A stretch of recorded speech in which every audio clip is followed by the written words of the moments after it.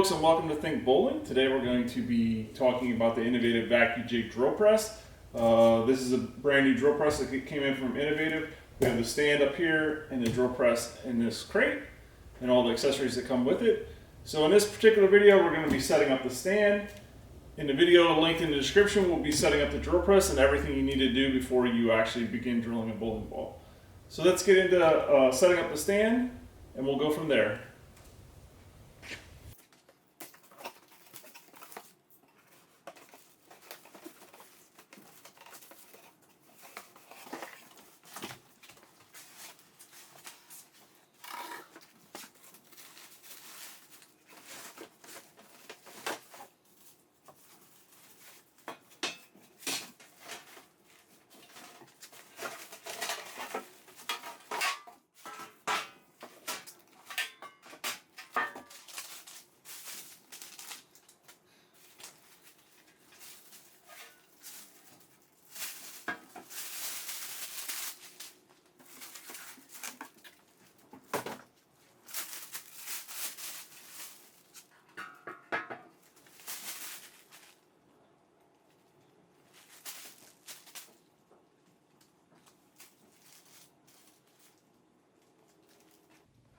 So you will have your general instructions to follow, but the video might help a little bit more. You get the bag of tools, you get a left and a right panel. Okay, so you have a so you have two panels, one being the front, this one, and this being the back. So this needs to go on the back side of the drill press. This one needs to go on the front side. Depending on how you do it, will determine which side the door goes on, because they're interchangeable. They can go either direction depending on what side you want the side hatch on, so that you can get access to it. There's also a pan for the bottom. After you get everything tightened, you can put the pan in the bottom, and that helps secure it even more, make it more sturdy.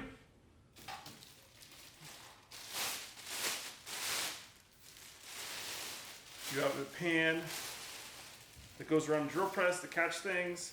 A drip hole in the back. I don't know what that would be used for in this particular case, but it's there. This needs to go in the back of the drill press itself, out of the way. I'm assuming if you put that in the front,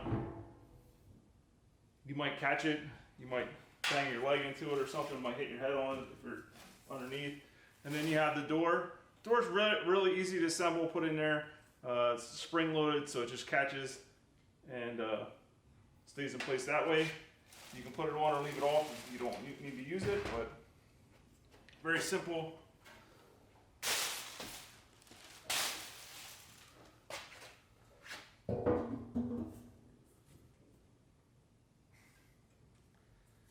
Alright, so you have a pin down here and a spring-loaded thing up here.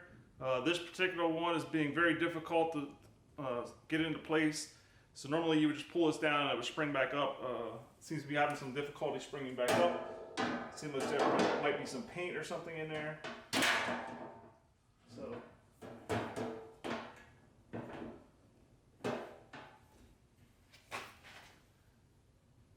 handy dandy rubber mallet.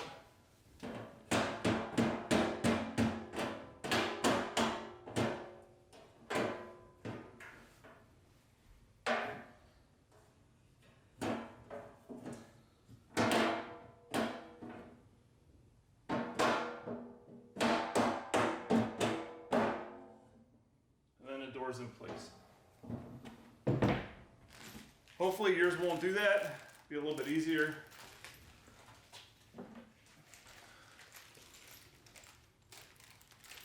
Open up the variety of bolts that come with it. It's pretty easy and straightforward.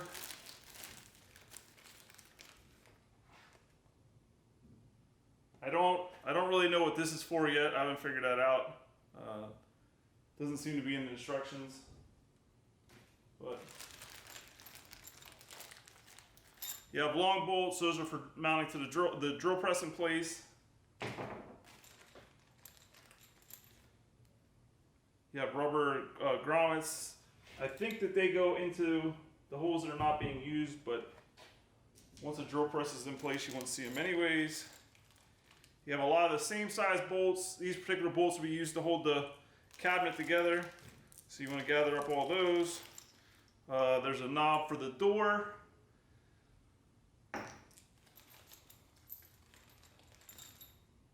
The washers are used for the bolts for the drill press, to mount the drill press in place.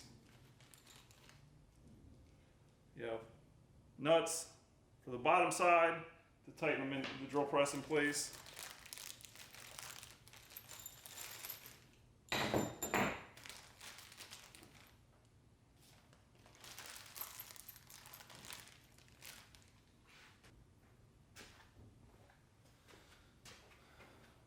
So the nuts and for tightening, putting the cabinet together, you're going to need a 1/2 inch socket.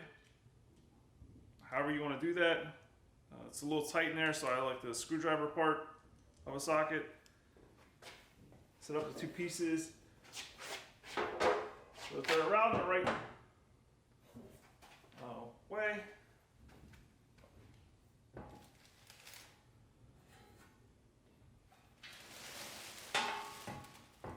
Going to put the front panel in first. As you can see, there's tabs. They're folded down. Take the wrench, open them up a little bit. It'll make it a little bit easier to get into their slots, and then you can just push them down with your finger or with a tool once they're in place.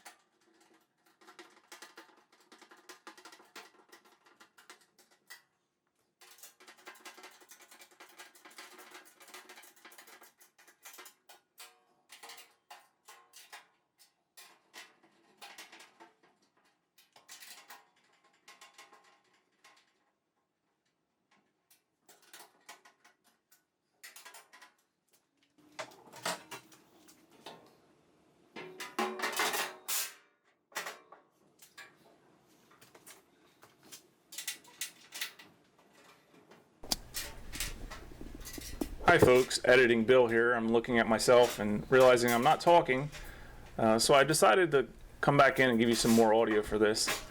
The plate that goes in the cabinet to secure it has gaps on either end of it. Not exactly sure why, but just make a note of that, because if anything you put in there can fall down below there, and it's going to be super difficult to get out once you have the drill press in place. So just be aware of that up front. I'm flipping the plate around, trying to get the bolts to line up and get them in secure. I don't know that this fixed anything or made it any easier. I was just trying to figure it out at the time. So there's just four bolts that go into the bottom of the plate there to secure it into place, and then you tighten them down, giving the cabinet a little bit more rigidity and making that so it's a little bit useful for storage of certain items.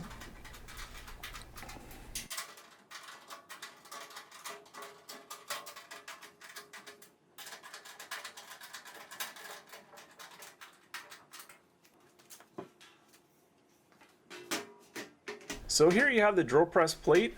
There's 8 holes in the drill press plate. So 4 holes will line up with the stand below, and 4 holes will be empty. They won't line up with anything. So you put rubber grommets in there to keep dirt and debris from falling down in there and getting into the cabinet below.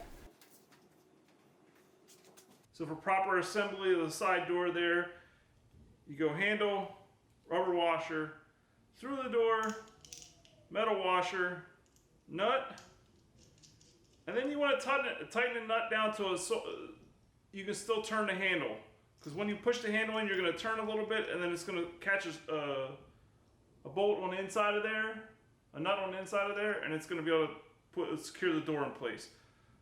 This is the only way I figured out how to get it done. Trial and error.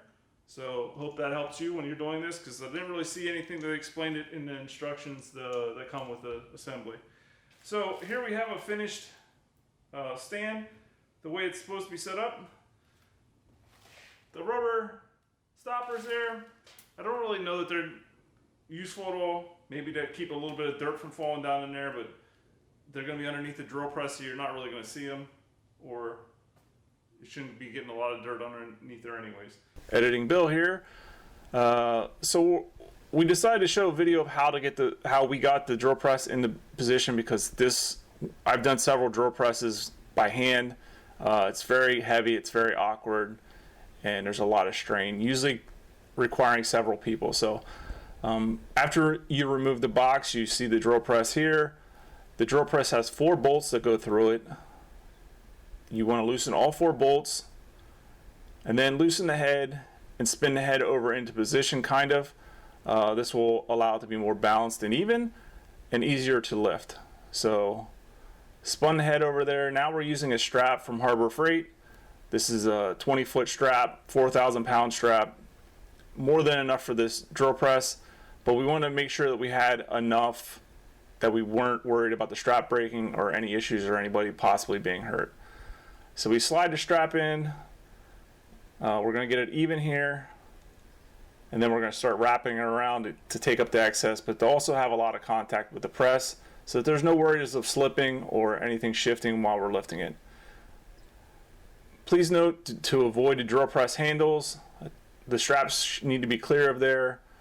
You want to be attached to solid stuff, because when you go to lift, it's going to put all the tension on there. If you're on the drill press handles, you will most likely break them, or at the very least bend them.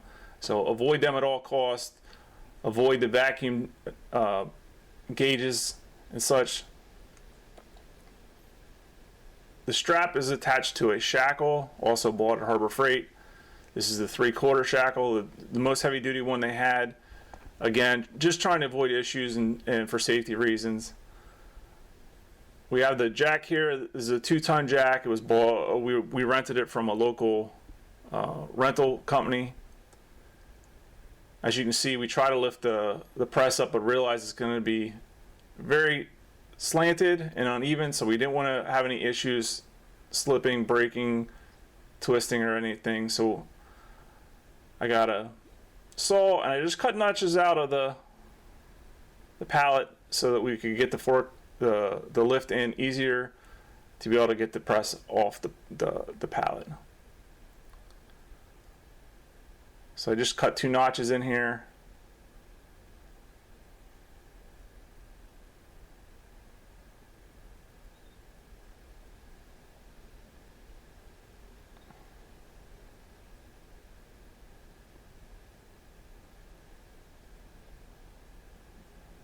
As we lift it up here, you can see the bolt, the ends of the bolts sticking out of the plate a little bit. If you look out of the pallet, makes it a little bit difficult to slide. So we lifted it up here, sat it down,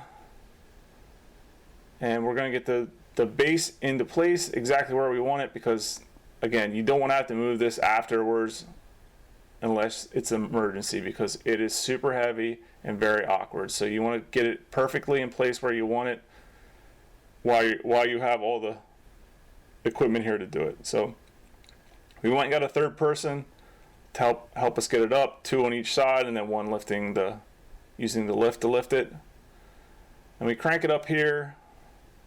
You just want to get it up high enough so that the base plate is above the lip of the shelf. Also, when you're renting a lift, make sure that it has the proper height to get the drawer press up the whole way. The last thing you want to do is get it up 3/4 of the way and then have to lift it the rest of the way. It's just going to be super difficult. So as you can see, we're lining up the holes and we set the press down. So this is it. We're just taking the strap off and everything, and we'll finish setting it up in the next video.